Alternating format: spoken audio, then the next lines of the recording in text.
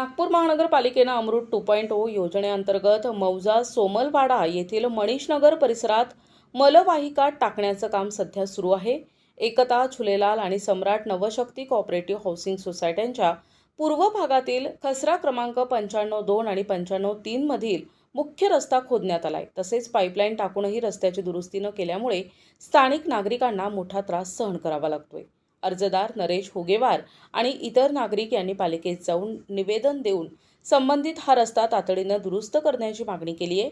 त्यांच्या म्हणण्यानुसार सततच्या तक्रारीनंतरही ठेकेदारानं काम पूर्ण केलं नाहीये.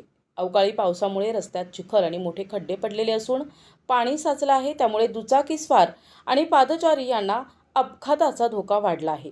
दक्षिण पश्चिम नागपूर विधानसभा मतदारसंघात 23 डिसेंबर 2024ला आणि नागपूर सुधार प्रन्यास यांनी पाईपलाईन नंतर रस्त्याची डागडुजी पालिका करील असं ठरवल्याचं इतिवृत्तात नमूद आहे. मात्र काही महिन्यांनंतरही काम रखडलेलेच आहे.